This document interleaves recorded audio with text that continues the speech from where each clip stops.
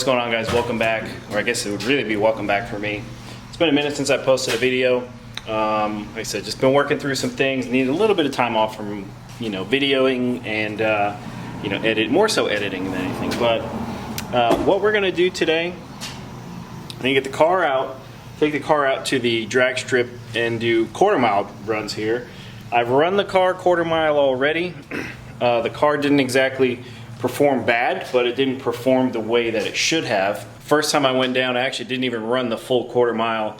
I went about 1/8 mile, a little past 1/8, let out, and it went 10:20 at like 1:04 or something like that. I have the time slip somewhere.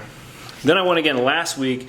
I just wanted to basically knock off a 9-second pass, and it went 10:40. Then it knocked the tires off, went 10:40, where it shook the tire actually. I had to put some air pressure in it. Then we went 10:60, but we had an issue. It went like 6:70 in the 1/8. It was real slow.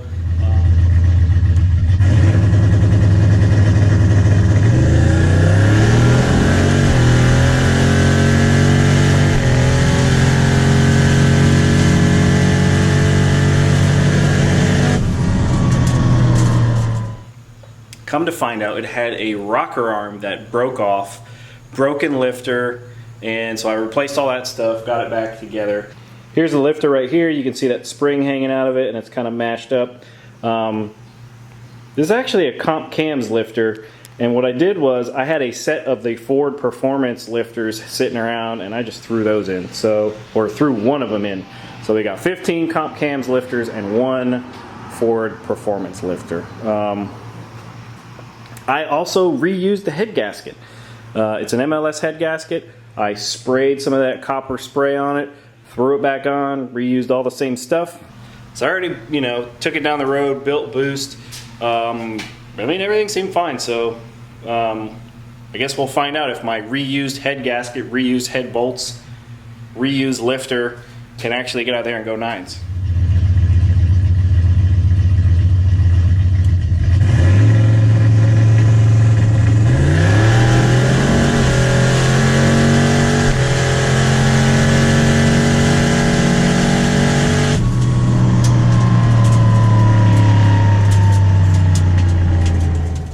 Alright guys, so first pass, the car performed pretty well. I was trying to get it out all the way to the quarter-mile, but I get that valve float spot right around 56, 57, 5800, and the car, I tried to hold it as long as I can, but it kind of got to the point where it started like breaking up, and it wasn't really making any more power, so I let out of it probably 100 or so feet before the end of the finish line for the quarter-mile, and that time slip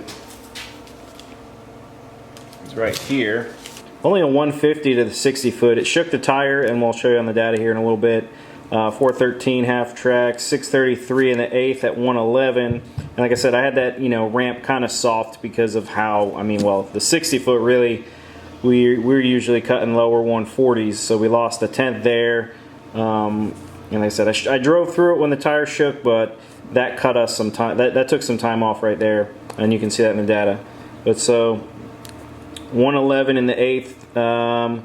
I let out right around this 1,000 foot, maybe a little past it mark, and we finished at a 10:06 at 118. As you can clearly tell, I left out because I went 111 to the 1/8 and then only 118 on the quarter. I was already slowing down when I crossed the line.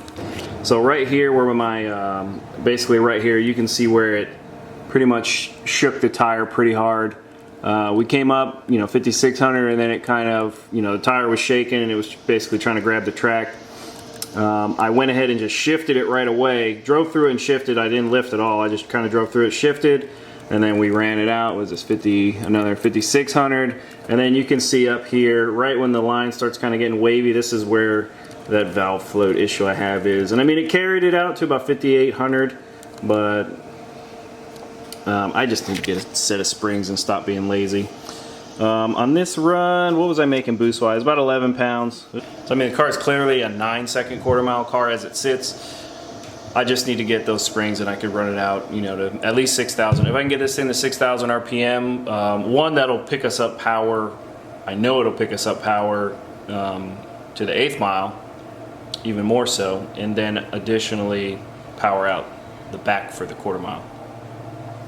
But anyway, got the car cooled off pretty quick. It was really beautiful weather out, and then we went ahead and turned it around for round 2.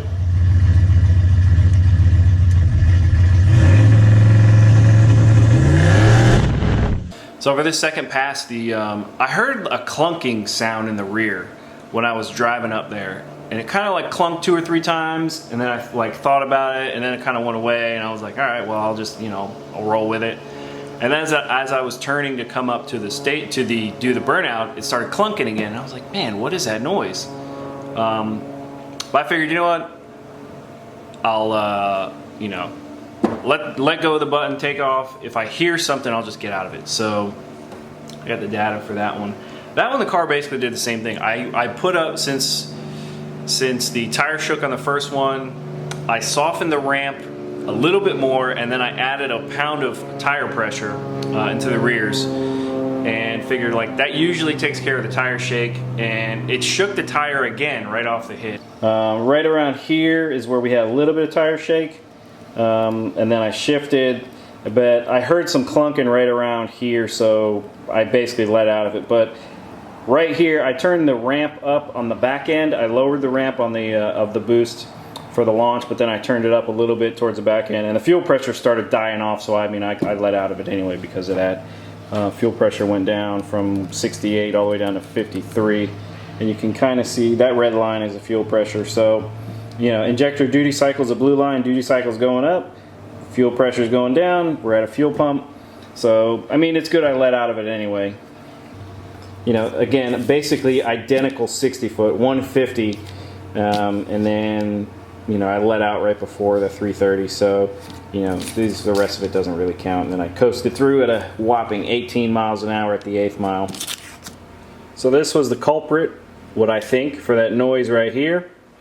This is a bolt that came out of the drive shaft loop, and it was hitting this drive shaft weight. I'm assuming it must have been doing it a bunch of times because it took a couple nice chunks out of it, wore it down a little bit. So I'm gonna send this drive shaft out, obviously get it rebalanced, and then I'll probably have them throw some better U-joints in it, keep it from busting up. I mean, the drive shaft itself, it's solid steel. It should be okay. I'm not really doing a crazy amount of horsepower, but yeah, we'll get this fixed up. It's not a big deal. So I wonder why I've been getting a lot of vibration too, just over time, and it's more and more and more.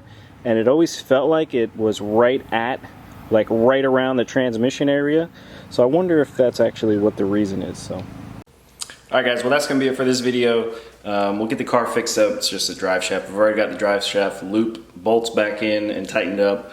We'll get that drive shaft rebalanced hopefully at some point this week. The weather is getting perfect, so we're gonna get this thing out there.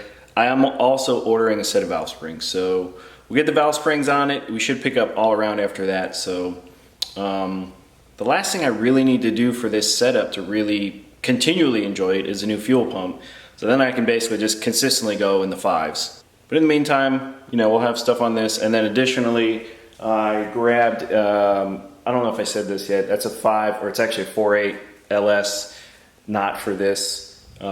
It's for a future project that I don't know what it's gonna be yet, but I was just able to get it really cheap, and I enjoy building engines and stuff, so I figured why not. So thanks for being patient with me. Thanks for sticking around. Thanks for all the support and all the messages. A lot of people have been messaging me on Instagram, even just to say like, hey man, miss your videos, hope everything's going well, and I really appreciate that. So yeah, as always guys, thanks for watching, take care, we'll see you on the next one.